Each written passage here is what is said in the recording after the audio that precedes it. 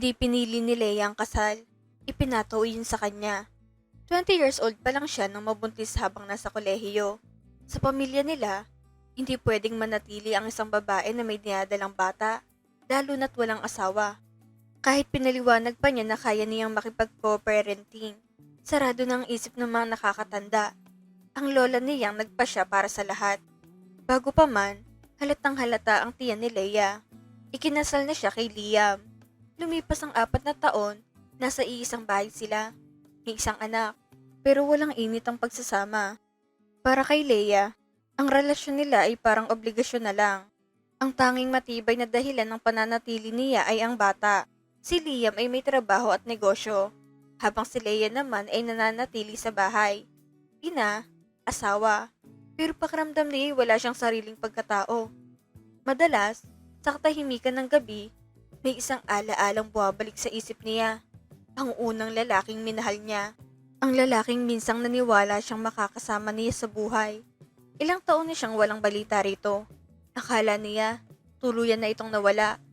Hanggang sa isang araw, biglang may puwang na binuksan ng tadhana. Kulang sa tao ang negosyo ni Liam. May nag-apply bilang kasambahay. At dahil abala ito, si Leia ang pinakiusapan na makipag-usap sa aplikante. Ma'am, tawag ni Nelly. Nandito na raw po yung mag-a-apply. Sige, papasukin mo. Sagot ni Leia. Abala pa siya sa hawak na cellphone nang marinig niya ang isang pamilyar na boses. Magandang araw po. Pagtingala niya, nanlamig ang kanyang mga kamay. Si Dylan. Sandaling walang nakapagsalita. Ikaw? Mahinang sambit ni Leia. Anong ginagawa mo rito? Tahimik na iniabot ni Dylan ang papel na dala nito. Kailangan ko ng trabaho. Sagot niya, diretsyo ngunit mahinahon. Pinilit ni Leia ang sarili na maging profesional. Pinaupo niya ito sa sopa. Nagabot ng tinapay at kape. Maupo ka muna, sabi niya. Mukhang pagod ka. Salamat, sagot ni Dylan. Ang tagal na nating di nagkikita, sabi ni Leia. Hindi na mapigilan ang emosyon. Oo nga eh, sagot nito. Bahagyang ngiti sa labi. Mukhang maayos na ang buhay mo. Malaki ang bahay ah. Hindi sa akin to. Agad niyang sagot. Sa asawa ko. Sinimulan ni Leia ang mga tanong. Dating trabaho, karanasan, kung kailan pwedeng magsimula. May ilang sagot na bitin, pero malinaw na sa kanyang pasya. Kahit ano pang sabihin ng papel, kukunin niya si Dylan. Sa huli, tumango siya. Sige, sabi niya. Pwede kang magsimula bukas. Nagkatinginan sila. May katahimikang puno ng hindi binabanggit na alaala. Hindi na natin kailangan ipalam na magkakilala tayo. Dagdag ni Leia. Mababa ang boses. Kung yan ang gusto mo. Sagot ni Dylan. Susundin ko. At doon nagtapos ang usapan. Sa mata ng iba, isa lang siyang bagong tauhan. Pero para kay Leia, iyon ang simula ng muling pagbukas ng isang pintong matagal niyang isinara. Maayos ang naging unang linggo ni Dylan sa trabaho. Bilang taga-ayos ng mga produktong ide-deliver, mabilis siyang naka-adjust. Wala ring naging problema sa pakikitungo niya kay Liam. Magaan ang usapan nila, parang matagal nang magkakilala. Mula sa malayo, madalas napapatingin si Leia kay Dylan. Hindi niya yun sinasadya. Kusang bumabalik sa alaala niyang lalaking minsan niyang hiniling. Nasanay siya na lang ang naging ama ng anak niya. Dati, wala siyang pakialam sa takbo ng negosyo o sa mga tauhan sa warehouse. Pero simula nang dumating si Dylan, madalas na siyang nandoon. Kunwari may titignan, may inaasikaso. Nagmerienda na ba kayo? Tanong niya minsan dumaan siya. Nagkatinginan ng mga tao at umiling. Sige, o-order na lang ako. Sabi niya, bago pa man sila makasagot. Isang umaga, tinamad siyang bumangon. Mag-isa siya sa bahay. Wala si Liam. Pakiramdam niya ay balisa at hindi mapakali. Pagkaraan ng sandaling pag-iisa, tila bumalik ang lakas niya. Mas malinaw ang isip. Mas magaan ang pakiramdam. Paglabas niya ng bahay, si Dylan agad ang una niyang nakita. Nakahubad ito ng pang-itaas. Abala sa pagbubuhat ng mga kahon. Kita ang pagod sa mukha nito nang matapos. Kaya lumapit siya at iniabot ang bote ng tubig. Magpahinga muna kayo, sabi niya. Pero hindi maalis ang tingin niya kay Dylan. Salamat po ma'am. Sagot nito. bahagyang hinihingal. Nakasanayan na ng mga tauhan na pumasok sa bahay. Doon kumakain, doon nagpapahinga. Kaya walang nagtaka nang manatili si Leia sa paligid. Nagkataon namang kailangan umalis ni Liam ng 3 araw. May sakit ang ina nito at kailangang umuwi sa probinsya. Naiwan si Leia para alagaan ang anak at bantayan ng negosyo. Maayos ang unang araw. Tahimik, walang aberya. Hanggang isang hapon, lumapit si Dylan. Ma'am, may problema lang po sa ilang produkto. Ulat nito. Napabuntong hininga si Leia. Hayaan mo muna. Pag-uwi ni Liam, saka na natin ipaayos. Ayokong abalahin siya ngayon eh. Gabi na nang matapos ang lahat. Umuwi ng ibang tauhan. Naiwan si Dylan sa warehouse. Inaayos ang huli. Dito ka na maghapunan. Ayan ni Leia. Gabi na rin eh. Nagpahanda siya ng pagkain. Tinawag si Manang. At sabay silang kumain. Tahimik ang hapunan. Magaan. Parang natural lang. Sa sandaling iyon, pakiramdam ni Leia ay silang mag-asawa. Wala siyang naramdamang pagsisisi. Matagal na niyang alam na hindi niya mahal si Liam. Bukas ng hapon, sabi niya matapos kumain. Naibibigay ako sa anak mo. Pasok ko na lang dito. Tapos kung wala ako, baka nasa kwarto lang ako. Nagpatuloy ang usapan nila. Mga alaala, biro, katahimikang may laman. May mga sandaling may haplos na hindi sinasadya. Mga titig na mabilis iniiwasan. Pero walang umaamin. Kita ni Leia ang saya sa mata ni Dylan tuwing siya ang kausap nito. Kung hindi ka nawala noon, biglang sabi ni Dylan, mababa ang boses. Ikaw sana ang pinakasalan ko. Napatawa si Leia. Pilit binabaliwala ang bigat ng sinabi. Ikaw kasi. Sagot niya. Iniwan mo ko, kaya napunta ako kay Liam. Kung mag-usap sila, parang wala silang kanya-kanyang asawa. Parang bumalik lang sila sa panahong wala pang responsibilidad. Wala pang obligasyon. May anak na rin si Dylan. Ilang buwan pa lang. Alam iyon ni Leia. Pero sa sandaling iyon, hindi iyon pumasok sa isip niya.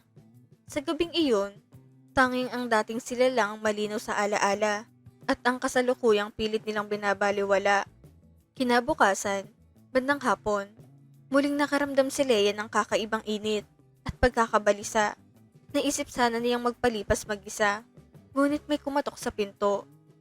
Ma'am, sabi ni Manang, nahanap po kayo ni Dylan. Saglit siyang nag-isip bago sumagot. Papasukin mo rito. Maikli niyang sabi. Sa araw na iyon, tila tuluyan ang nabura sa isip ni Leia ang paggalang at pag-iingat na dati niyang inuukol kay Liam. Si Dylan na lang ang laman ng isip niya. Ang lalaking matagal na niyang minahal at piniling ibaon sa alaala. Siya ang gusto niyang makasama. Hindi ang asawang ipinataw lang sa kanya ng pagkakataon. Pumasok si Dylan sa kwartong dati pinagsasaluhan ni Leia at Liam. Mukha itong nagtataka. Tila inakala niyang may ibibigay lang si Leia. Ano pala yung sasabihin mo? Tanong ni Dylan. Maingat ang tono. Ngumiti si Leia. Isang ngiting puno ng desisyong matagal nang hinihintay ng pagkakataon. Ipinakita niya kay Dylan ang sarili niyang kahandaan. Hindi sa salita kundi sa kilos. Malinaw ang nais iparating. Ang sarili ko. Mahina niyang sagot. Natigilan si Dylan. Lalabas na muna ako. Sabi nito. Pilit umiiwas. Bakit hindi mo subukan? Tanong ni Leia. Hindi umaatras. Nag-atubili si Dylan sa una. Pero sa huli, nanaigang matagal na ring tinatago. Sa katahimikan ng silid, nagtagpo ang dalawang pusong matagal nang naghahanap ng isa't isa. Doon muling napatunayan ni Leia kung bakit si Dylan ang hiniling niya noon. Naroon ang pag-unawa, ang pag-aalaga, at ang pakiramdam na buo siya. Pagkaraan, inayos ni Leia ang sarili at kinuha ang mga pinaglumaan na damit ng anak.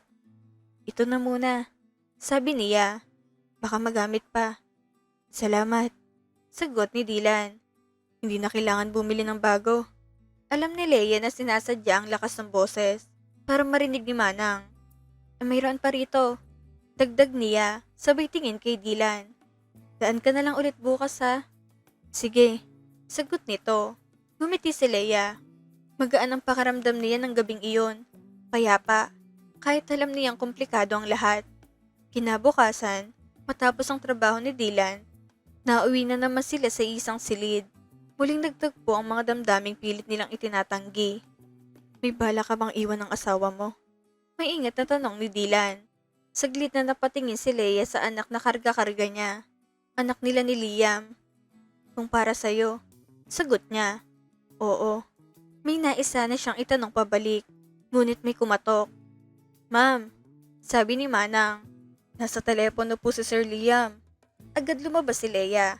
Bago tuluyang magsarang pinto, nagsalita pa siya. Ayan na muna lahat ng gamit ha. Kapag may nakita pa ako, ibibigay ko na lang sa'yo.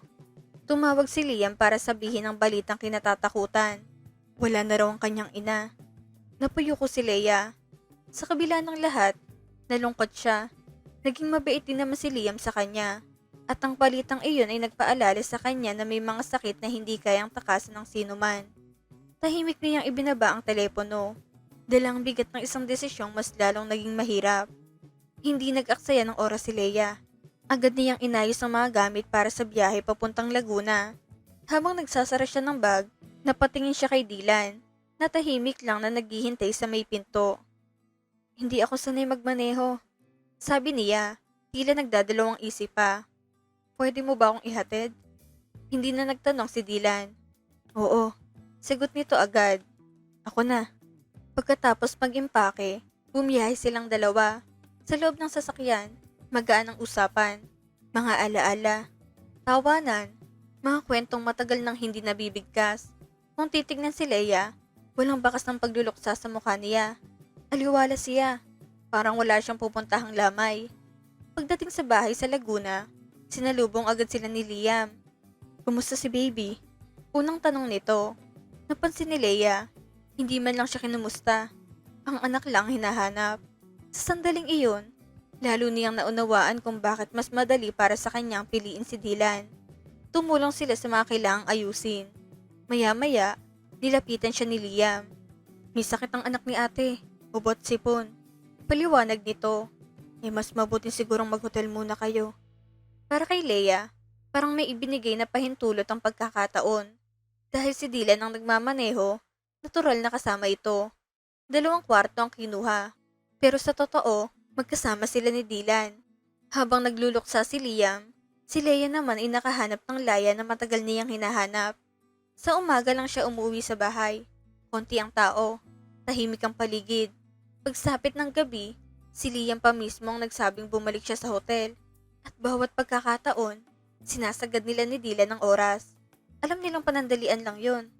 Isang gabi, sinubukan ni Liam na matulog sa isang kwarto kay Leia. Kiniliti niya ang kamay nito. Humingi ng lambing. Ngunit umiwas si Leia. Tahimik siyang tumanggi. Ang isip at damdamin niya ay wala roon. Matapos malibing ang ina ni Liam, bumalik sila sa bataan. Bumalik ang lahat sa dati. Trabaho, bahay, mga taong nakatingin. Naging maingat sina Leia at Dylan. Tahimik at lihim. Hanggang isang araw, may dumating na mensahe mula kay Dylan. Sa hotel na lang tayo. Pumayag si Leia. Nagpaalam siyang pupunta lang sa isang kaibigan.